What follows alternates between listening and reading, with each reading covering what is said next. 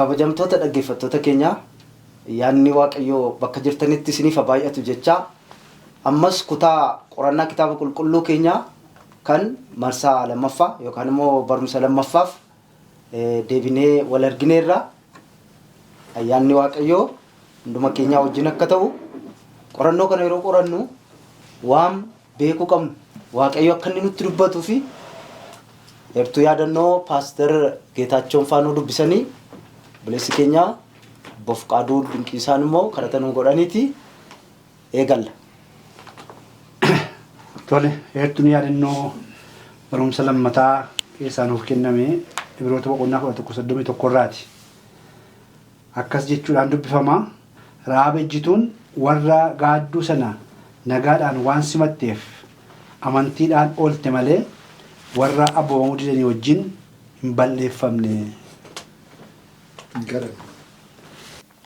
Yaa Waaqayyo abbaa keenya isa waaqarra jiraattu mootii bara baraa teessoo ulfina qabeessarra bara baraan jaalala keetiin immoo yeroo hundumaa kan nu faana jiraattu yeroo kanaaf sa'aatii kanaaf si galateeffanna.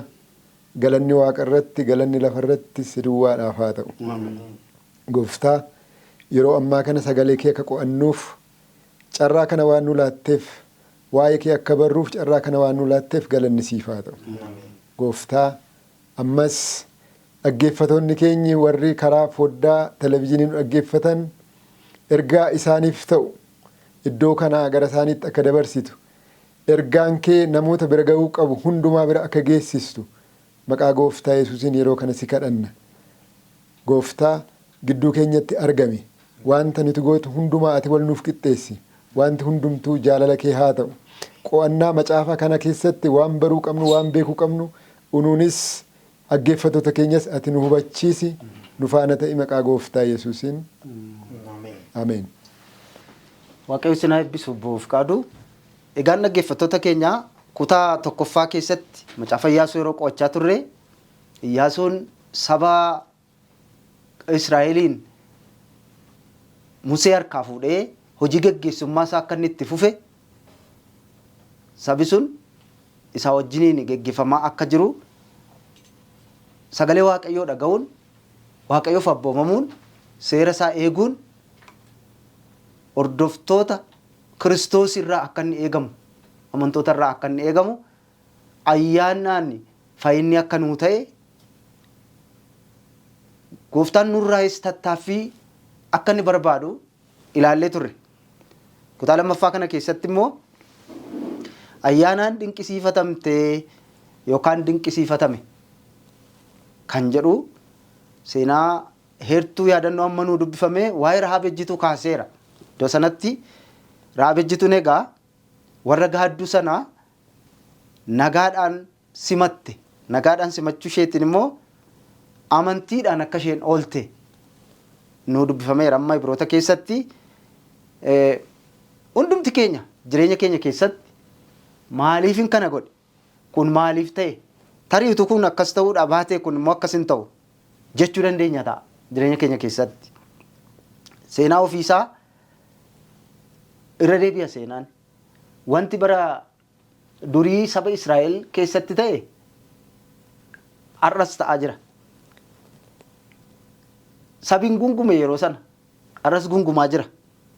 Sabi Israa'el qajeelfama waaqayyo biraa isaanii kenname utuma dhagahanii waaqayyo fuulaa fuulaan utuma isaanii wajjin deemu utuu isaanitti dubbatu gungumaa turanii fincilaa turan.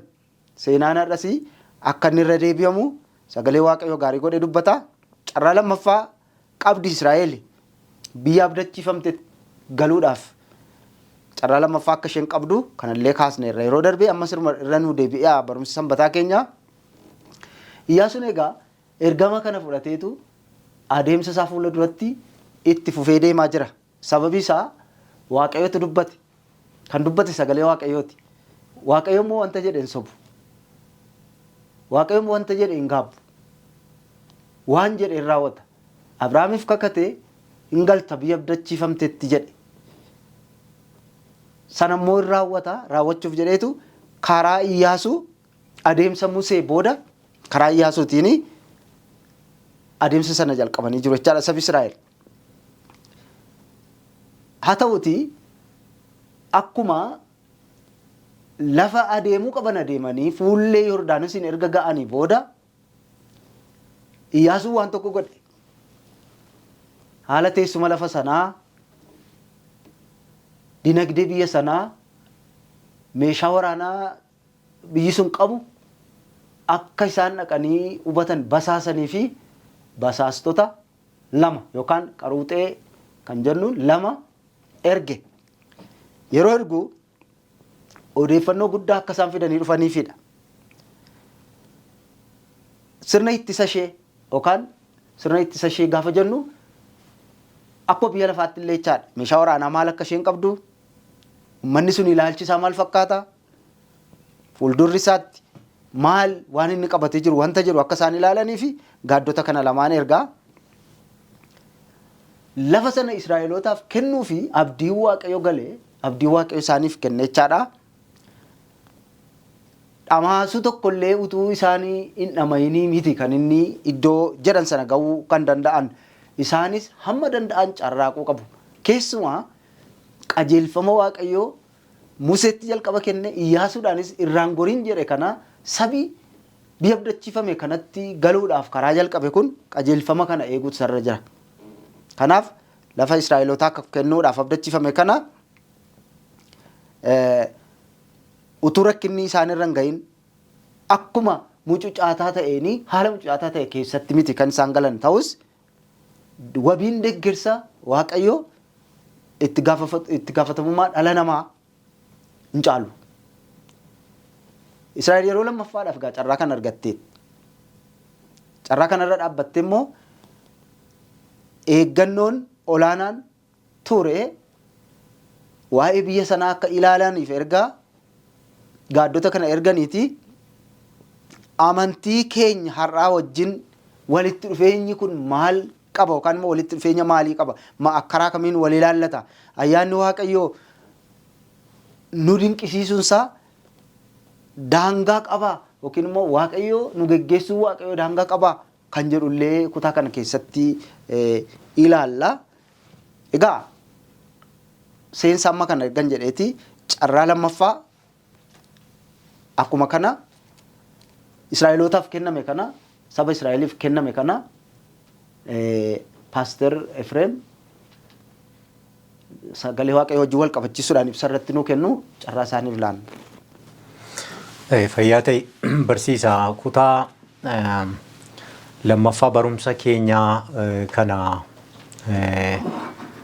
dhimma ayyaanaa wajjin wal qabatee wanta nuyi kaasuu barbaannu saba kanaaf carraan lammaffaa fi qaama itti aanuu fi carraanni fidee dhufu waliin yeroo ilaallu yeroo darbees kaasneerra barumsa keenya qo'annaa macaafa qulqulluu keessatti yeroo darbees dhimma ayyaana kana wal qabachiisne seera Waaqayyoo fi ayyaana Waaqayyoo wal qabsiisne baay'ee kaasne irratti dubbachaa turre.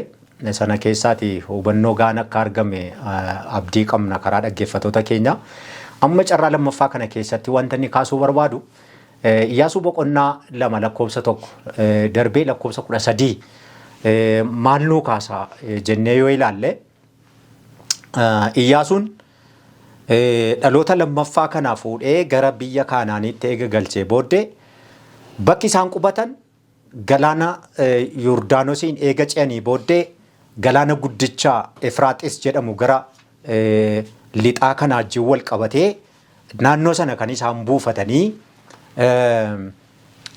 eega biyya sana galanii booddee yookiin miilli isaanii lafa gogaarra lubootaa fi kakuu Waaqayyoo yookiin taabota Waaqayyoo baatanii gara galaana Yordaanos naannoo isaa eega buufatanii booddee wanti isaan kanaan dura gochaa turan wanti hafe tokko jira. Tokko gammoojjii keessa yeroo adeemaa turan sana keessatti Waaqayyoo maannaa akka isaanii roobsaa ture sagaleen Waaqayyoo dhugaanuu ba'a kan sanatti fayyadamaa turan.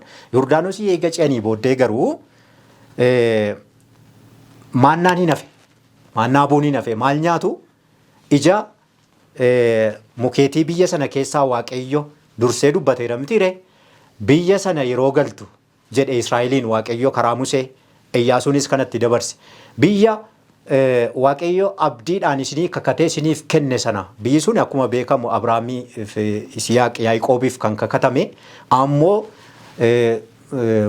bakki sun ormootaan akka dhaalamee ture Waaqayyo jaarraa waggaa 400 booddee deebisee Waaqayyo akka isaaniif kennu karaa Abrahaamiin kakuu kakateef sana Iyyaasuun yeroo gara milkaa'inaatti fidu tokko guyyaa guyyaatti gammoojjii sana keessatti iddoo sana keessatti waan nyaatan hin qaban sababa ta'eef Waaqayyo burqaa dhagaa keessa akka isaan obaasaa ture. Darbee immoo maannaa waaqarraa akka isaanii roobsaa ture. Sagaleen Waaqayyo dhugaa ba'a. Garuu eega Yordaanosiin ce'anii booddee biyya sana gaafa galtanii dubbatee dhabni re'ee abdii yeroo isaaniif kenne. Biyya itti galtan sana kan ittiin dadhabin nyaattu mana ijaarin kee jiraattu qabeenyaa kan keessan hin ta'in aaltu jedhee itti dubbateera.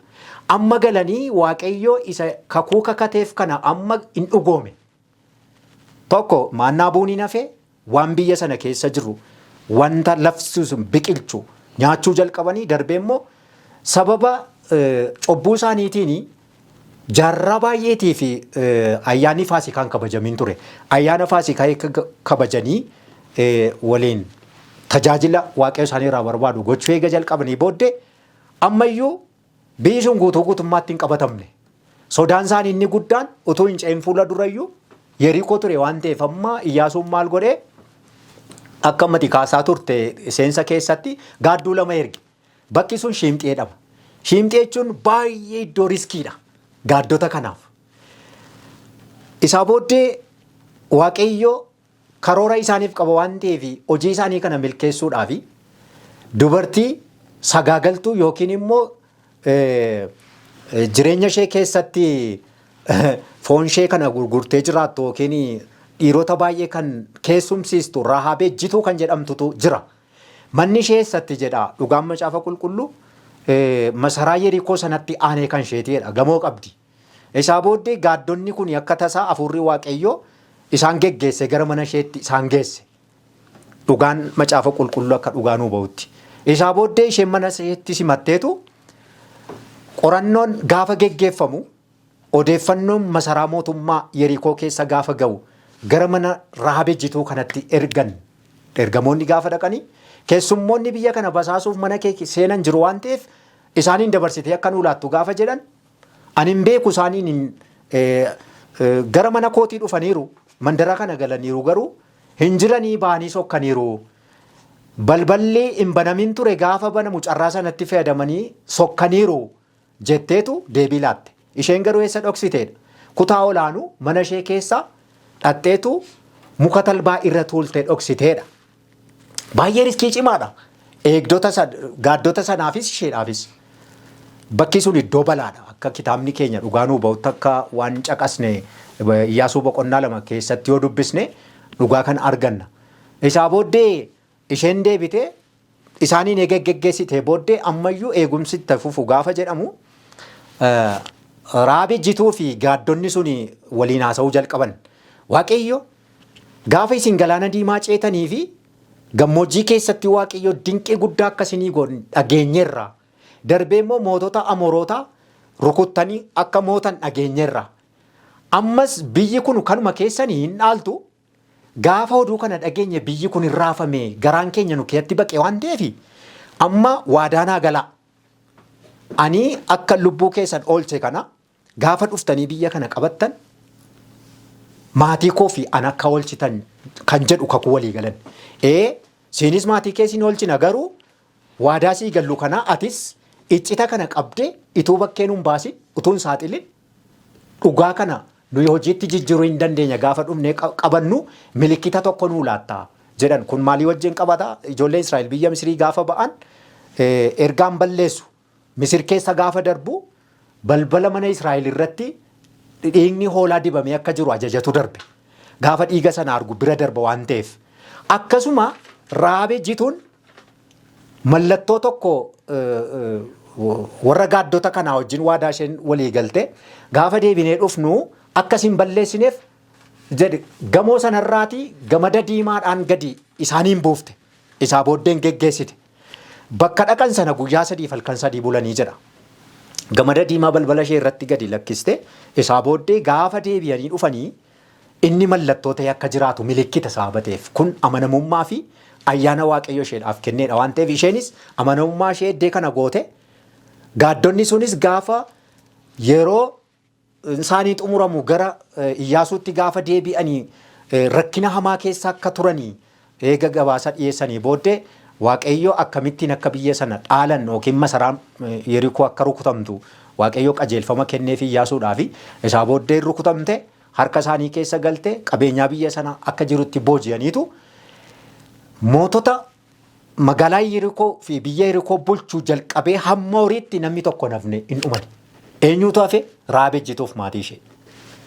Kuni maa inni gaa'e fudhannee yoo laalle akka keenya tajaajila kiristaanummaa nuyi waldaa kiristaanaa keessatti goonu faarfachuu lallabuu kurnaffaa deebisuu waan tajaajila hafuuraaf barbaachisu gooteetu hin ta'in waaqayyo ayyaana isheedhaaf kennetti fayyadamteetu gaaddota kana badii oolchite ergamoota waaqayyoo kana iddoo laatteef jechuudha. Kun maayin ayyaanaan fayyuu ishee argisiisa sababa ta'eef maal nu barsiisa jetteef har'a waaqayyo ergaa nuuf qabanuuf wanta nutti dubbatu halkanii guyyaa keessatti fudhannee akka kan keenyaatti yoo itti fayyadamne rakkina dhufu jalaa ooluu akka dandeenyu waaqayyo barsiisa dhugaa nuuf kenna sababa ta'eef dhugaanii carraa lammaffaa ijoollee Israa'eliif biyya Yordaanosiin ce'anii yookiin galaana Yordaanosiin ce'anii biyya Kaanaaniin dhaalanii Yerikoo jiiddee eega jettee booddee olii gala gaafa biyya sana dhaalanii isaaniif maal carraa lammaffaa.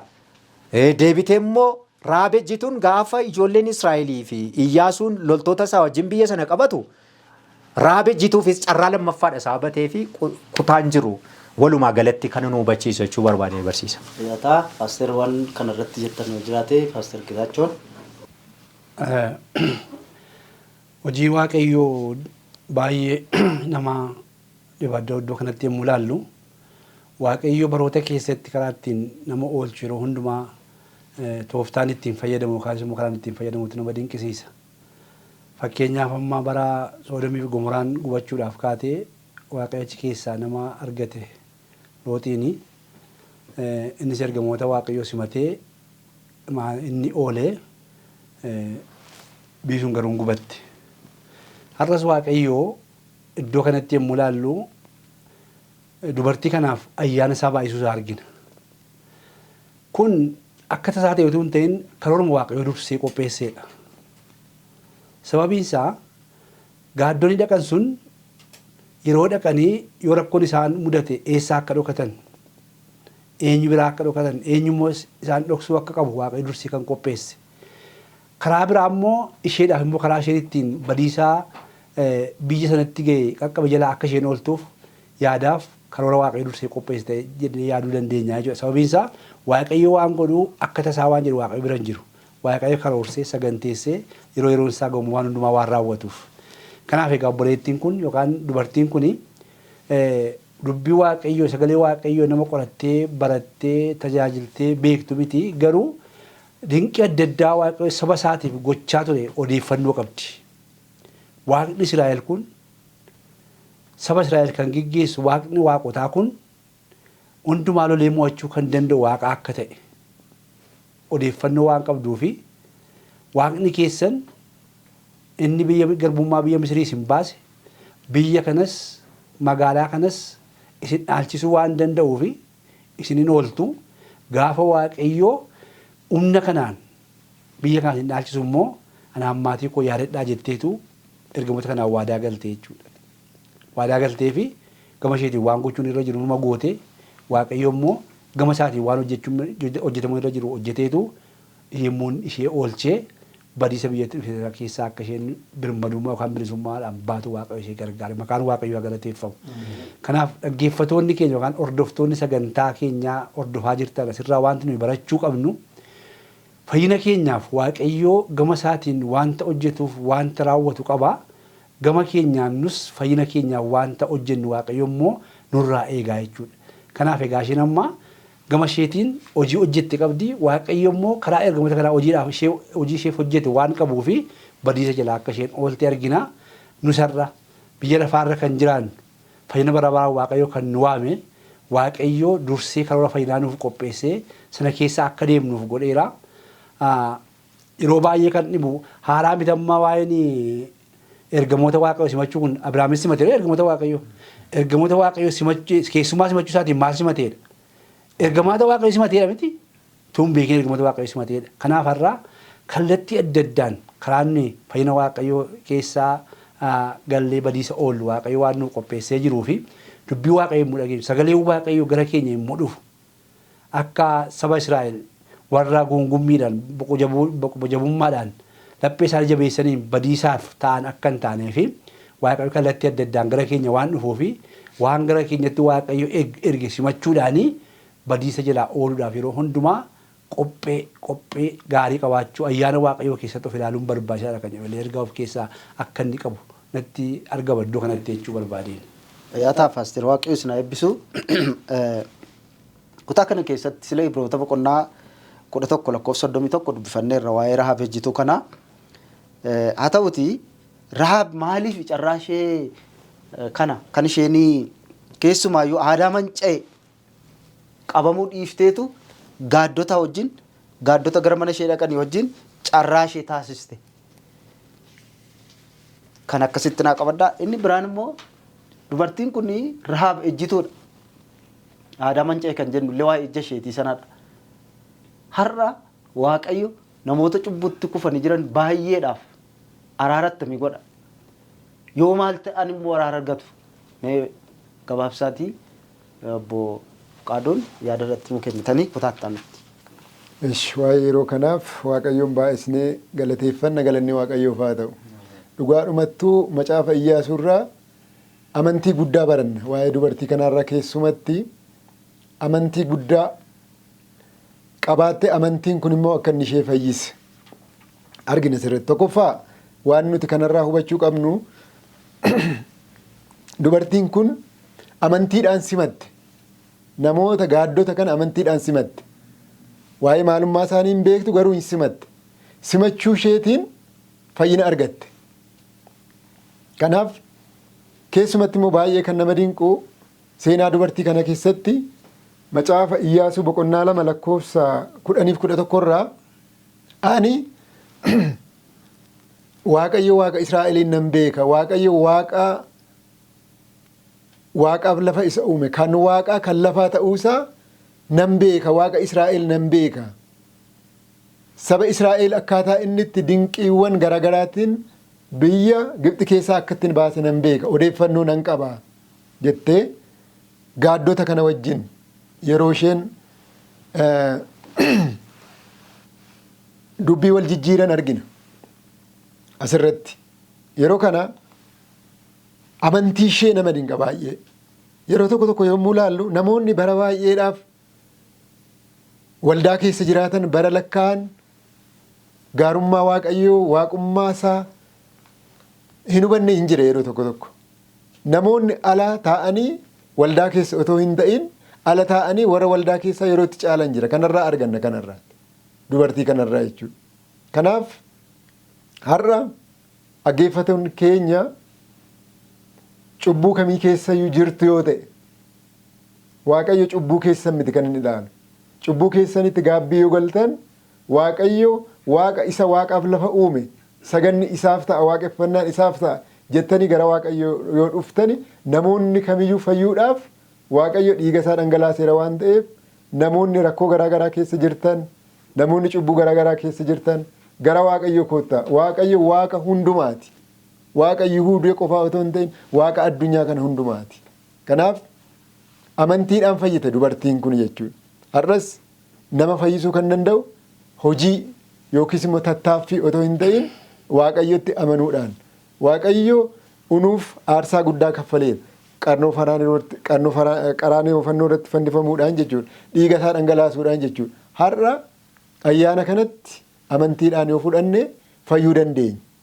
Kanaaf Waaqayyoon amanuun nurra akka jiraatu dubartii kanarraa kana baranna jechuudha. Fayyataa isin haa eebbisu. Baay'ee yaada gaariidha kaaftanii.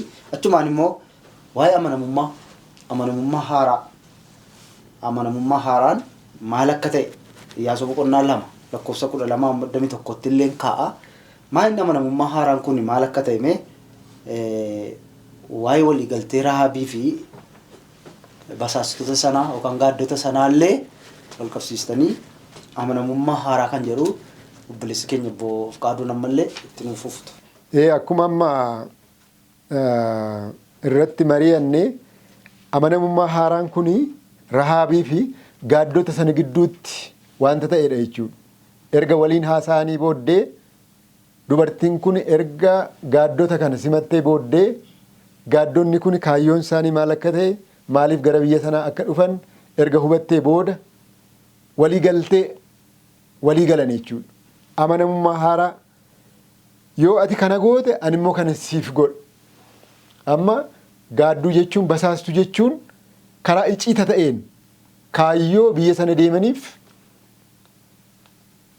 biyya sana qorannoo waan isaan barbaachisu qoratanii akka deemaniif yeroo kana immoo dhoksaan isaanii yookiis immoo icciiti isaanii akka gadi hin baane Rahaab yoo ati dhoksaa kana nu dhoksite waan biyya kana dhufneef yoo ati kana nuu goote nummoo yommuu Waaqayyo biyya kana nuuf kennu yommuu Waaqayyo biyya kana dabarsee nuuf kennu yommuu biyya kana moonu yommuu namoonni warri Waaqayyoof hin abboomamne yommuu biyya kana badanii badisi biyya kanarra yommuu ga'u siif immoo araara sitti agarsiisna jedhanii waliigaltee akka mallatteessu jechuudha. Waliigaltee gidduu isaaniitti mallatteessan gaarummaadhaan amanamummaadhaan yoo ati nuuf amanamte nus immoo siif amanamna milikkita nuu kaayi gaafa gimbii kana jigsinee biyya kana moonu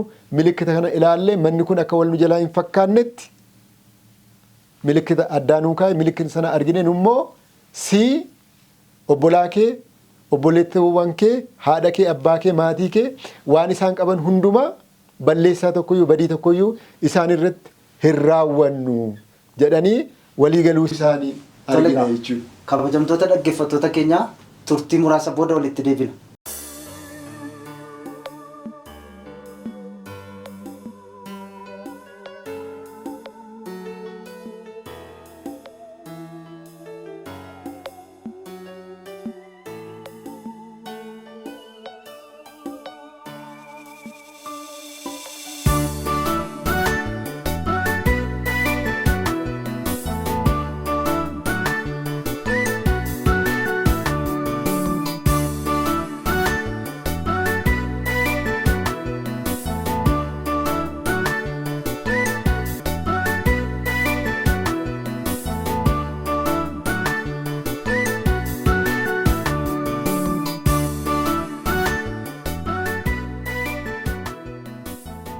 waliigaltee gidduu isaaniitti ta'e argina jechuudha. Yoo ati akkas nuuf goote nus immoo kana siif goona. Asirratti barumsa guddaa arganna. Kun maal nu yaadachiisa? Manni Rahaab gimbii Iyyaarikoo qarqara ture jedha. Barnoota sanbataa keenyaa yommuu dubbifannu jechuudha. Jarri kuni yommuu lolanii mo'anii gimbii Iyyaarikoo yommuu olaantummaa argatanii milikkita sana arganiiti dubartii kana maatii ishee hundumaa akka isaan oolchan argina. Kuni ayyaana Faasikaa nu yaadachiisa. Ayyaana Faasikaa akkuma beekamu biyya Gibxi irratti ayichoonni kurnan yommuu godhanii inni kurnaffaanii hangafoota Gibxitu dhaamee ture. Kanaaf Waaqayyo akeekkachiisa Israa'elootaaf kennee ture. Maal jedhee hoolaa qalaatii dhiiga hoolaa sana balbala michichila keessanitti dibadhaa. Yommuu ergamaan biyya Gibxii hangafa Gibxi kana balleessu namni dhiiga balbala isaa irratti dibate bira darbama. Isa jedhe wajjin wal fakkaata. Arras badisa jalaa kan nu oolchu biyyi lafaa kun hin baddi gara fuulduraatti akkuma kanaatti itti hin haftu. Wanti biyya lafaa kanarra har'a yoo qaala iyyuu guyyaatii gara guyyaatti wanti namatti hin tolle yoo argame iyyuu gara fuulduraatti jireenyi haaraan jira. Biyyi lafaa kun hin jijjiiramti. Biyyi lafaa kun hin baddi. Har'a namoonni hundumtuu badisa jalaa nama oolchuu kan danda'u Gooftaa Yesuus qofa. Dhiiga Gooftaa Yesuus Kiristoositti amanuu qofa. Kanaaf har'a macaafi qulqulluun hundumtuu gara Kiristoos haa dhufu jedhee kan barsiisu jechuudha. Badisa jalaa bahuudhaaf. Rahaab yommuu gimbiin Iyaarikoo badde hin banne isheen amantiidhaan fayyite. Har'as namoonni gara Kiristoos dhufuu qabu. Hundumtuu gara kokoottaa isin dadhaboonni ba'aan kan isin ulfaatu anis isin boqochiisa kan jedhu sagaleen Waaqayyoo. Har'a namoonni gara Waaqayyo yommuu dhufan, gara Yesuus yommuu dhufan, Yesuus fayyisaa kooti, Yesuus anaaf du'eera, anaaf aarfameera jedhanii amantii kana, gocha kana, aarsaa inni nuuf kaffale kan amantiidhaan yommuu fudhatan namoonni fayyina bara baraa argatu. Kanaaf amanamummaa haaraan kun waliigaltee isaan gidduutti mallatteeffame. Wanti nama dinqummoo waliin galteen kun akkuma waliigalanitti raawwatamuusa. Humnisaa namatti tola. Akkuma sanatti, akkuma waliin dubbatan sanatti, akkuma walii galan sanatti, akkuma walii kakatan sanatti dubbiin kun raawwachuunsaa immoo baay'ee nama gammachiisa. Kanarraa baranna jechuudha. Barsiisa waan kaasuu barbaada kanarratti dhiifama. Achumaan immoo Paaster Efreem waatti dabaltu taanaan waa'een Rahaab kun yommuu ka'u yaaddolee wal morman lamatu jiru. Keessaa waa'ee Rahaabii fi Gibe'oonota naannoo sana jiranii. Meeshee kanas wal qabsiisaatii dhaggeeffattoota keenyaaf yaada itti nu kennaa.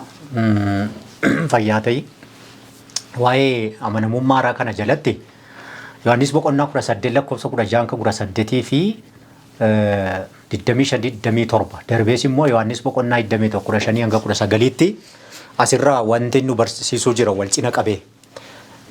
Yohaannis boqonnaa 18 seenaa Phexrosiin ka'a. Phexrosi jalqaba Waaqayyo eessaa akka isa waame yookiin Kiristoos eessaa akka isa waame beekamaadha. Maatii isaa yookiin abbaa isaa fi obbolaa isaa Yaaqoob fa'i wajjin utuu isaanii qurxummii qabaniiti Kiristoos kan inni argate. Maal jedhee waame? Ogummaa isaanii kana yookiin tattaaffii isaan guyyaa guyyaatti jireenya isaanii gara fuulduraatti maatiif jireenya isaanii jiraachisuudhaaf ogummaa isaaniitti fayyadamanii naannoo qarqara galaana Galiilaatti utuu isaan kiyyoo tolchanii qurxummii qabuudhaaf qophaa'aniiti Kiristoos kan inni argate.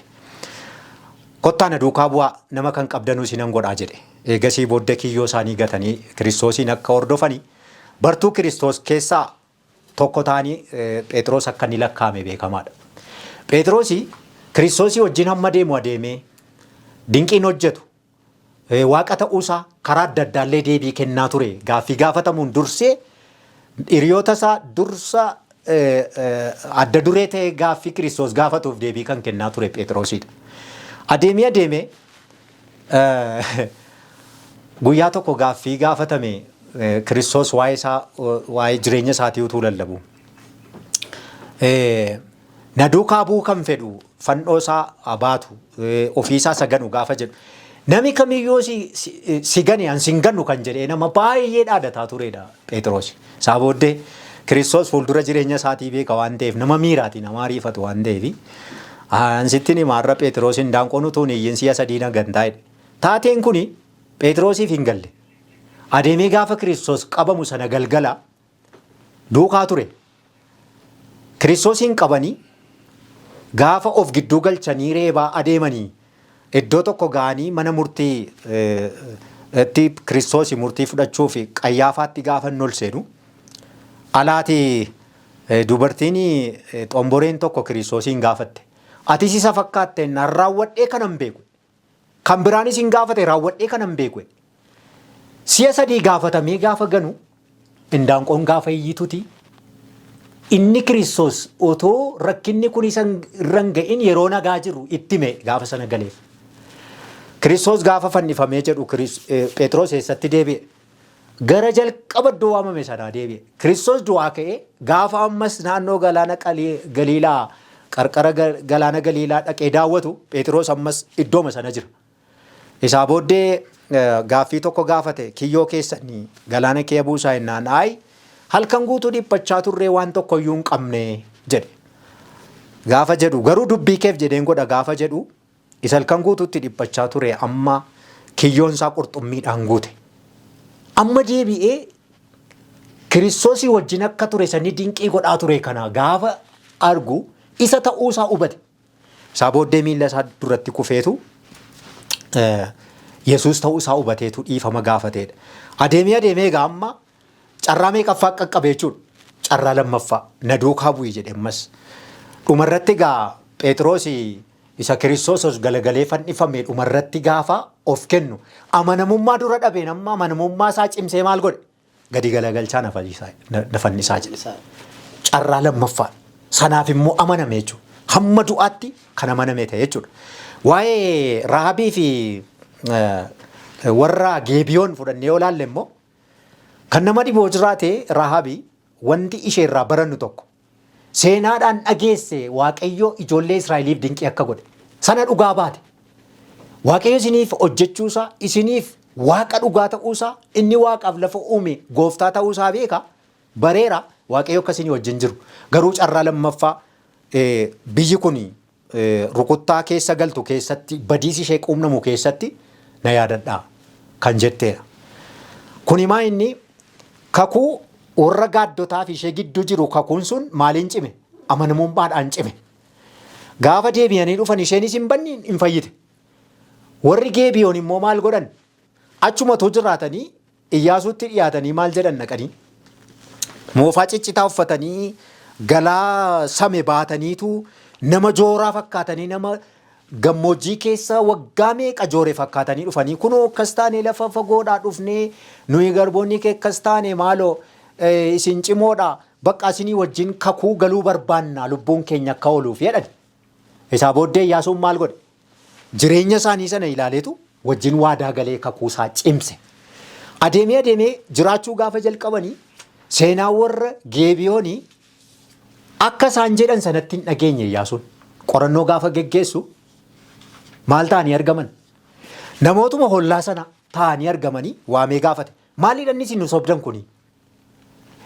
Namoota naannoo kanaa taataniitu jirtanii akka nama fagoo deemee dhufeetti taatanii isin dhiyaattan kun maalidha? Jennaan naaniitu sobi isaanii sun bakkee waan ba'eefi maalidha? Haxxummaadhaan itti dhaqan waan ta'eef Daawit illee isa kana dubbata. Daawit boqonnaa lakkoobsa tokko keessatti yoo fudhannee ilaalle achi keessaa saba kee irratti haxxummaadhaan mari'atanii kan jedhu dubbata iddoo sanaa. Amma deebi'ee Iyyaasuun egaa isinii kakuu kakannee deebinee diiguu hin dandeenyu akka aadaa fi heera keenyaatti amma garuu jiraachuu hin dandeessu bara baraan qoraan hin falaxxu jedheetu warra qoraan falaxutti dabarsee kenne garuu akka miidhamnee fi Waaqayyo ayyaanan akka isaan eegaman godhe. Kanaaf warra Geebiyoonii fi dubartii sana gidduu kan jiru isaan sun haxxummaadhaan dhufanii isheen kun amanamummaa garaa qulqulluudhaan dhiyaatte garaagarummaan jiru isa kanaadha.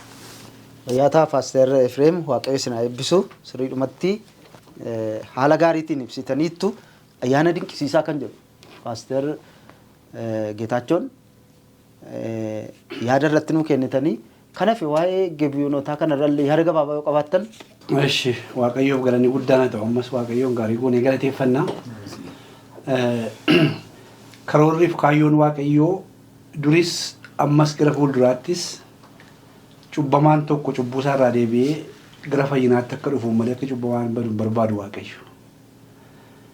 Macaafa Hisqeel keessatti yommuu dubbifnu saba Israa'eliin iyyuu akkas jedha. Cubbuu keessan hin badinaa.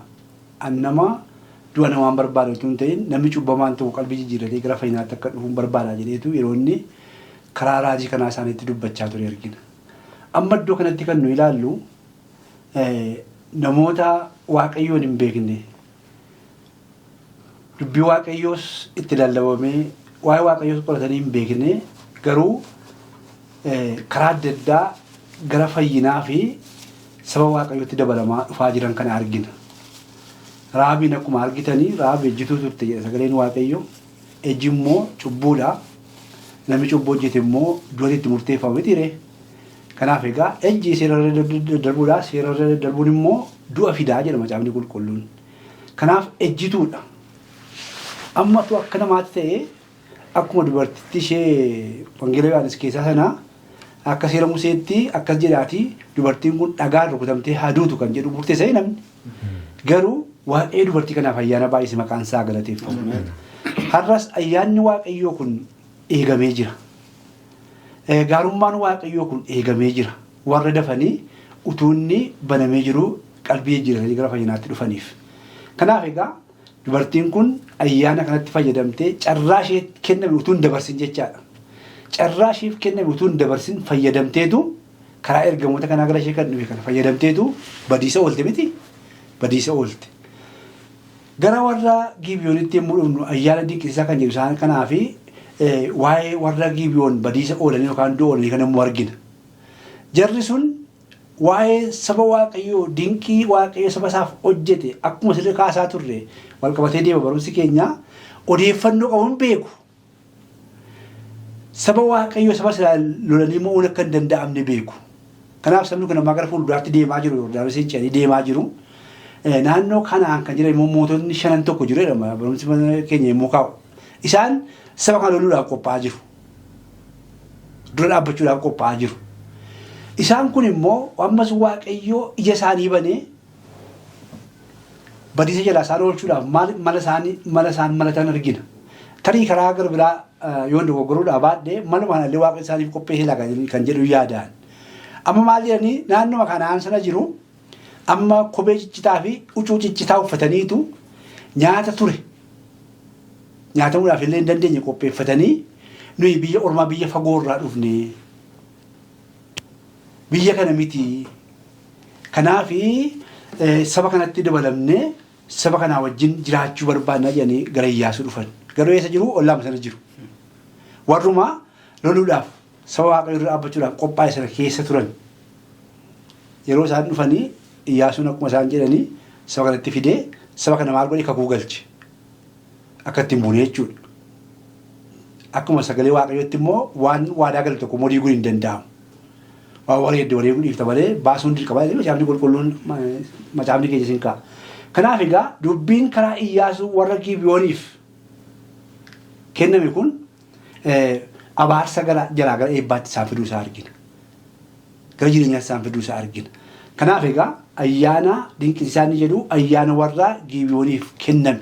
Carraa warra Gibeyooniif kenname kana argina jechuudha. Achitti maal godhan egaa goomsanii erga goomsanii booddee dhugaan isaa gaafa bahu maaliif akkas nu gootan jedhee Iyyaasuun aareetu sanyiin kun jedhe iddoo aarsaa Waaqayyootti qoraan falatuudhaaf bishaan waraabuudhaan ajiraatanii dheetu sabni Israa'el akka qubatti hin buufnee fi carraa isaaniif kenne jechuudha. Ayyaana argatan karaa Iyyaasuu jechuudha. Waaqayyo Iyyaasuutti fayyadamee ayyaana isaaniif baay'isee badiisaa warra naannoo kanaan saba Waaqayyoo loluudhaaf itti dhufe keessaa in oolan jechuudha. Galanni Waaqayyoof haa ta'u. Maal godhanii amma har'aatti illee jedha barumsi keenya amma har'aatti illee sanyiin kuni naannoo aarsaa Waaqayyootiif kan barbaachisu qoraan falatuudhaaf bishaan waraabuudhaan jiraatu miti. Kanaaf egaa Waaqayyo akkamittiin dinqii hojjetee saba Waaqayyoon hin beekne baduudhaaf turan akka isaan saba Waaqayyootti dabalamanii badiisa oolaniif Waaqayyo carraa guddaa isaaniif karaa Iyyaasuu kennuusa argina. Inni kun egaa maal jedha dubbiin Iyyaasuu warra Gibeyooniif abaarsaa gara eebbaatti jijjiireessa argina. Ayyaanni tola kan kennamu waan ta'eef har'as warri diina Waaqayyoo ta'an iyyuu gara Waaqayyootti yoo deebi'anii balballi fayyina Waaqayyoo ammayyuu banamaa ta'uu isaa irra argina. Iddoo kanatti kan jedhu dubartii barbaade. Waaqayyoon na eebbisu baay'ee akka gaariitti ibsitaniitu akka inni nama galuu danda'utti tola buleessi koo Fuqaaduu illee kanarratti yaada yoo qabaattanii. Yaada Rahaabii uummata isheetti badisii akka murtaa'e baduuf akka qophaa'an beekteetti. Ishee qofas immoo miti namoonni warri kaanis hin beeku jedhee amana odeeffannoo kana ni qabaatu jedhee amana. Waa'ee hojii Waaqayyoo kana dinqii Waaqayyo saba Israa'elii wajjin hojjete kana odeeffannoo otoo isaan hin gahin hafu natti fakkaata. Dubartiin kun maal goote tarkaanfii fudhatte. Tarkaanfiin Rahaabii fi tarkaanfiin namoota warra Gibeyoonii kun baay'ee tarkaanfii nama dinqisiisu. Yeroo baay'ee haalli keessa jiru maal fakkaata jennee of gaafachuutu nurra jiraata. Haalli keessa jiru karaan ani deemaa jiru kun maal fakkaata gara kamitti na geessa jennee erga qorannee booda karaan gara fayyinaatti geessu jira. Karaan gara fayyinaatti geessu kun Yesuusitti amanuudha. Karaa kana immoo akkamitti baranna sagalee Waaqayyoo dubbifachuutiin bira geenya. Kanaaf har'a haalli keessa jiru maal fakkaata jennee nus dhaggeeffattoota keenyis akka of gaafatan isin affeeruun barbaada. Haalli keessa jiru kun karaan inni irra jiru kun maal fakkaata? Erga qorannee erga barree booda immoo fuula waaqayyoo duratti jilbeeffannee waaqayyo dhugaataa karaa isaa nutti agarsiisuudhaaf yeroo hundumaa akkuma Rahaab akkuma namoota warra Geebi'oon sana yeroo hundumaa qophaa'aadha jechuudha. Kanaaf har'as haala keessa jirru sagalee waaqayyootiin qorachuu qabna, gara waaqayyoo dhufuu qabna kan jedhutti dabaluu barbaade. Baay'isaa fayyaataa. Isarratti waan tokko kaasuudhaafi Mee achumaanis paaster waan waa'ee Rahaab ejjituu kanarratti waan kaaftanii wajjin Geebi'oonni kun utuu eenyummaa isaanii isa dhugaa ibsaniiru ta'ee akkuma Rahaab carraan argatu turanii. Yaada gaaffii gaariidha. Akkuma sila kaase wanti isaan barbaadan waan tokko malli isaan ittiin deemaa turan garuu garaagara. Rahaabii akkuma jenne ejjituu turtee irraa ejjimmoo abboommii yookaan seera waaqayyoo daddarbuudha jenneerra. Seera waaqayyoo daddarbuun immoo du'a fidaa jenneerra. Ammayyuu wanti nuyi sirriitti hubachuuf beekuun nurra jiraatu balballi fayyinaa har'ayyuu warra karaa waaqayyoo irra hin jirreef warra akka abboommii waaqayyoo irra hin jirreefi banamaadha. Yoo qalbii jijjiiratanii karaa irra jiran irraa deebi'anii gara waaqayyoo deebi'an waaqayyo fayyisuudhaaf balballi isaa banamaadha. Yoom har'a jechuudha. Guyyaan fayyinaa irra waan jedhuuf.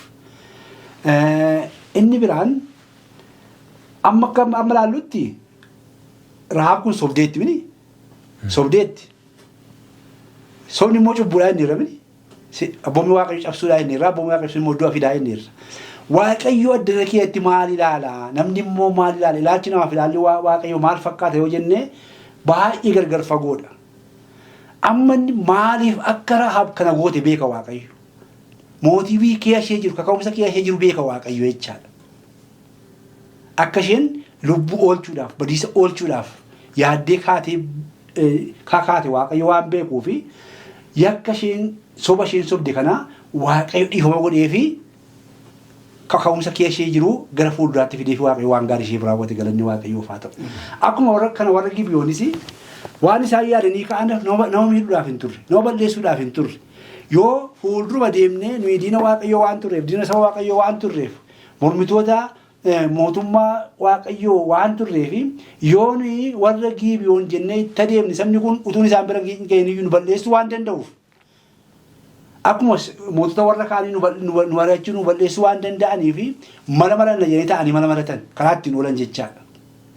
Karaa ittiin oolan karaa isaan ittiin deeman gowwoomsaa soba fakkaatu iyyuu malee ammas waaqayyo kaka'umsa kee isaanii jiru ilaaleetu gara gaarummaatti isaaniif jijjiiree harka yaasuun keessaan ta'e ayyaana baay'isee fi badiisaa isaan oolchuusaa arginaa jechaadha. Kanaaf har'as warri diina waaqayyoo ta'an warri faallaa abboommii waaqayyoo jiraatan yoo jiraatan illee har'as waaqayyo karaa kaleessaaf dheengaddaa utuu hin ta'in qalbii jijjiirannaa isaanii irraa aagii galuu isaanii irraa ilaalee isaan simachuudhaaf qophaa'aa waan ta'aniif warri yaada waaqayyoo ala jirru. Warri faallaa abboommii waaqayyoo dhaabbannee jirru yoo jiran waaqayyoo irras gara isaatti deebinee fayyinaaf akka nuyi gara isaa dhufnuuf waamicha nuyi gochaa waan jirruufi dafnee qalbii jijjiirrachuudhaan gara harka waaqayyoo keessatti ayyaana waaqayyoo keessatti deebi'uun nurra jira kan jedhu ergaa dabarsuun barbaada. Gaaffii itti kaafteef egaa akkuma jettee ammatu isaan fuuldurumaan dhufanii fuula saba sanaa dhaabbatanii nuyi dabaluu barbaadu ammatu isaan jedhanii sabni sun waan amanuu hin dandeenyee fi sabni sun miidhamuu waan danda'aniifiti mala kana malatanii mala kana immoo waaqayyo gaarummaatti fudhateetu akka isaan oolaniif karaa Iyyaasuu ayyaana isaanii baay'isee irraan kan baate utuu karaa biraa dhufan ta'e karaan biraa sun isaan baasuu dhiisuu danda'a kan jedhu yaadaan qaban. Fayyaataa waaqayyo sinaa eebbisu ka gaariitti ibsitaniittu mee paaster Fireem ishee dhumaa yaada dhumaa akkasiin itti nu kennitanii fi dhaggeeffattoota keenya illee mee Rahaab kuni gara kutaa dhumaa jala yaada dabalataa jalatti yoo ilaaltanii sanyii Yihuudaa keessaa wajjin sanyii haadha manaa Mo'aabii wajjin akka isheen wal qabattu kaa'a kanarratti mee waan seenaa ishee waan xinnoo akka dhaggeeffattoota keenya hubatanitti haadha manaa Bo'aazii wajjin hariiroo maalii qabu? Hariiroo isaan qabanii waaqayyoo akkaataa inni itti nama fayyisu harkisee biyya dukkanaa fi sanyii waaqayyoo kan hin ta'in keessaa akkamitti waaqayyoo harkisee akka nama jireenya bara baraatti nama fidu baay'ee nama ajaa'iba. Fakkeenyaaf Ruutis kana keessatti hin caqafamti.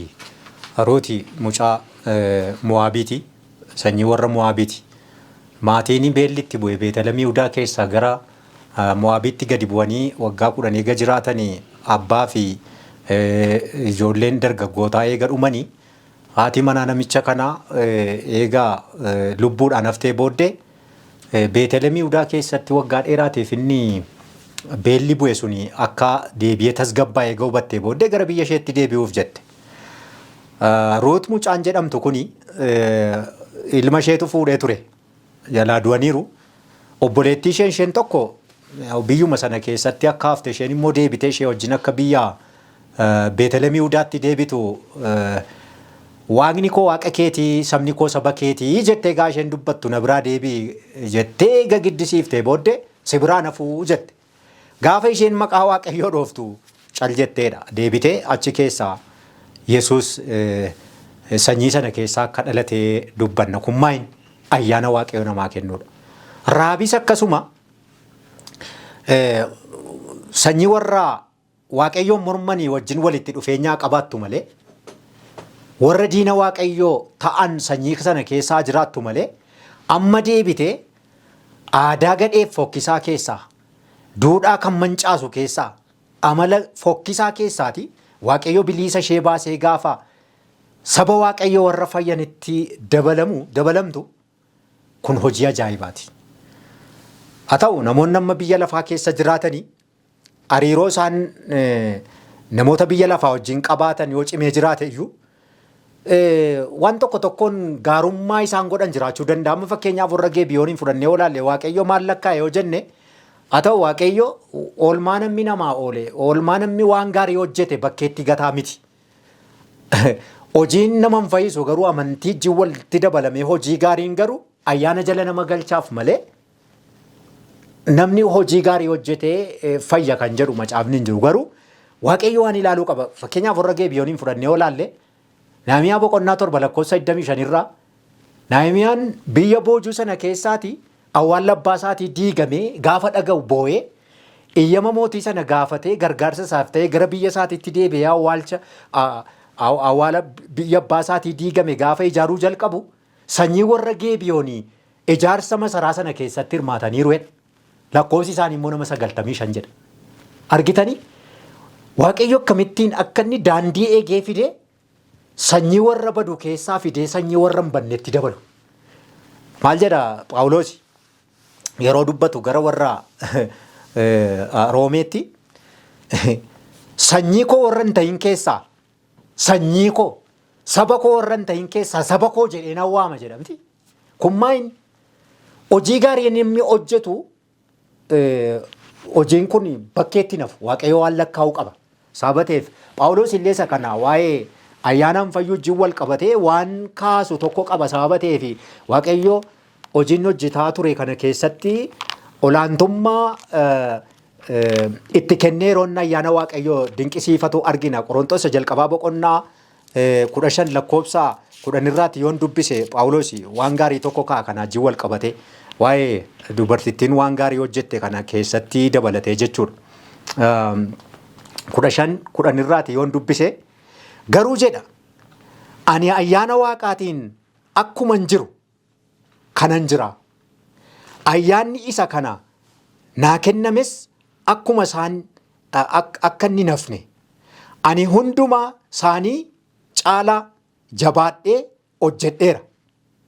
Kanas utuu ani anan ta'in ayyaana waaqaa kana san anaa wajjin jirutu maal godhee hojjetee jedha. Warruma hojii gaarii hojjetan kana hojii ciccimaa hojjetan kana isaanii wajjin walii galee hojii hojjedheeraa jedha. Ammas hojii caalaa hojjedheeraa jedha. Garuu jedha an ayyaana waaqayyootiin hin jira. Hojiin an hojjedhe kunis dhaqee kan na fayyisu utuu hin taane gaarummaa waaqayyoo keessoo na galcheeyyuu hojiin an jabaadhe hojjedhe kana ayyaana waaqayyootu na gargaare malee ana mitii jedha. Kanaafi amma gaa Rahaabi ayyaana waaqayyoo isheedhaa kennee nama sanyii fayyutti dabalamteetti. Kun kennaa ishee miti kennaa waaqayyooti. Darbee Efesoon boqonnaa 2 lakkoofsa 8 irraas Phaawulos akkana jedha. Isin ayyaana waaqayyootiin fayyitaniittu. Kun kennaa keessan miti akka of hin jennetti kun ayyaana waaqayyooti jedha. Maqaan waaqayyoo galateeffamu.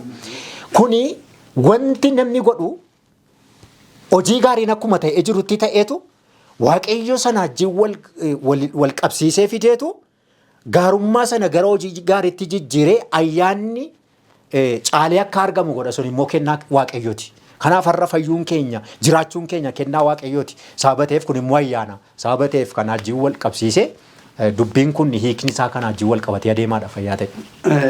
Maal barachuu dandeenya kan jedhu ilaalla asirratti. Barumsa keenya garuumaatti waan fidaa jirruu fi warri Gibe'oon kun diina saba waaqayyoo turanii, diina waaqayyoo turanii, Raabis sanyii Israa'el keessaa akka magaa dhaloota Kiristoos iyyuu ishee keessaa akka inni ta'e argina deemnee naannofnee dhufne. Fakkeenyaaf gaafa gooftaan keenya Yesuus Kiristoos fannoo irratti fannifame golgaan mana qulqullummaa iddoo lamatti tarsa'edha miti. Iddoo lamatti tarsa'edha. Garaagarummaan namoota gidduu jiru hundumtuu hin diigame jechuudha. Garaagarummaan namoota gidduu jiru hundumtuu diigame namni kamiyyuu bilisummaadhaan fuula waaqayyootti dhiyaatee qalbii jijjiirratee fayyina argachuu akka danda'u mirkaneessa galanni waaqayyoof haa ta'u. Har'a maal arganna yookaan maal baranna yoo jenne gooftaan keenya Yesuus Kiristoos hojii gurguddaa kana hojjetee diinummaa nama gidduu jiru hundumaa diigee namni hundumtuu fayyina karaa fayyinaarraa gara Kiristoos fayyuu akka danda'uuf balbala bane. Kanaaf birmadduunis garbis hin jiru jedha miti. Har'a maal baranna kanarraa yoo jenne warra Gibe'oon kanarraa yoo baranna yoo jenne waaqayyo warra diina isaa ta'an iyyuu fayyinaaf gara fayyinaatti isaan fide karaa Iyyaasuu fayyadameetu carraa fayyinaa akka isaan argatanii fi ormootuu hin jedhin saba Israa'elitti akka isaan dabalaman godheera. Har'a ooni maal gochaa jirra? Garaagarummaa kana bal'isaa jirra moo dhiphisaa jirra? Sanyiif qomoodhaan qoonnee balbala fayyinaa namootatti cufaa jirra moo balbala fayyinaa namaaf banaa jirra? Har'a warri jirru warra irra jirru jechaadha. Warri carraan kun nuuf kenname.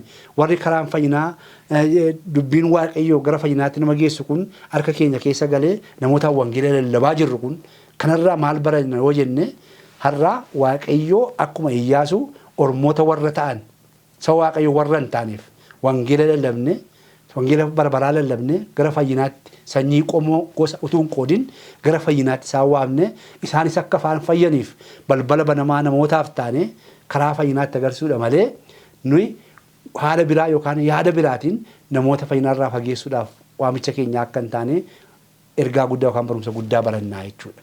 Kanaaf namoonni kamillee namni tajaajilaan kamillee amanaan kamillee kana hubatee waan kanarraa waan gaarii barachuun balbala banamaa daandii qajeelaa gara fayyinaatti namoota fidu ta'uu isaa beekee hojii fayyinaaf isaaf kenne duwwaa hojjetee namoota badiisaa gara fayyinaatti waamuudhaa fi carraa kanatti fayyadamee kanarraa waa barachuun gaarii akka ta'e hubachuun akka nurra jiraatu nu gargaara.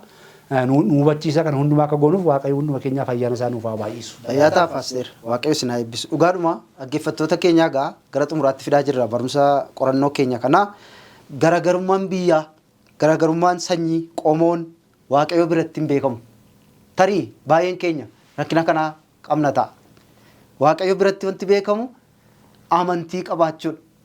Seera isaaf abboommii isaa eeganii isaa wajjin jiraachuudha. Kanaan ala Kiristoos keenyan garaagarummaa jiru sabaaf saba gidduutii akkuma amma paasteriin illee tuqanii jigseera dhiiga isaatiin.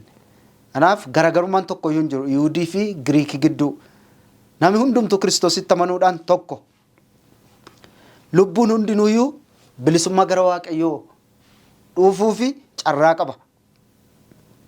Kutaan kun egaa mana qulqullummaa banaa godheena hundumtuu qalbii jijjiirratee gara fayyina Kiristoosiin akka inni dhufu nutti dubbata.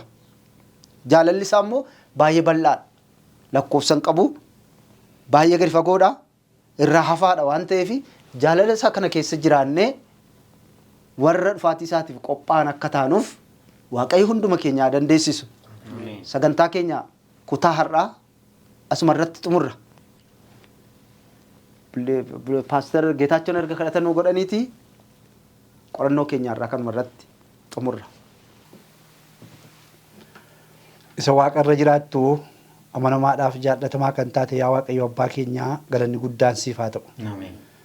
Yeroo kana dhoksaa dubbii kee keessa jiru hafuura keetiin qorannee hubannee yaa waaqayyo waan hubanne kana immoo carraa kanatti fayyadamnee gurra dhaggeeffatu biraan ga'uudhaaf iddoo kanatti argamnee carraa kana keessatti hirmaannee tajaajila kana akka yaa Waaqayyo Gooftaa nuuf kenname kana namoota hirmaachifnuuf waan nu gargaarteef maqaan kee haa ulfaatu. Egaa nuyi waan nu gale waan hubanne namummaaf sammuu dadhabaa kanaan Gooftaa gahee keenya baaneerraa waan hafe hundumaa immoo hafuura kee qulqulluu guutuu godhee saba kee biraan akka ga'uufate nu gargaari. Gurri dhaggeeffatu kun immoo yaa Waaqayyo Gooftaa iddoo jiru hundumaa taa'ee dhoksaa dubbii kee keessa jiru kana sirriitti hubatee akka Rahaab ejjituu turte qalbii jijjiirrattee immoo fayyite badiisa jalaa oolte akka warra Giibiyoon diina Waaqayyoo turanii yaa Waaqayyo Gooftaa nuyi saba Waaqayyootti sanyii Waaqayyootti dabalamnee fayyuutu nurra jira jedhanii murteeffatanii gara Waaqayyoo dhufan har'a warri mana Waaqayyoo keessa ala taanee dubbii Waaqayyoo faallaa taanee jiraannus qalbii jijjiirrannee dogoggora keenyaaf aagii gallee fayyina kanaaf qophaa'uu akka dandeenyuuf laphee saba keetiitti qopheessuun jaalala kee haa ta'u. Waan nu gargaarteef waan nu wajjin turteef ulfaadhu. Kana booddee kan jiru yeroo keenya immoo ati eebbisi. Maqaa jaallatamaa Gooftaa keenya Yesuusiin ameen.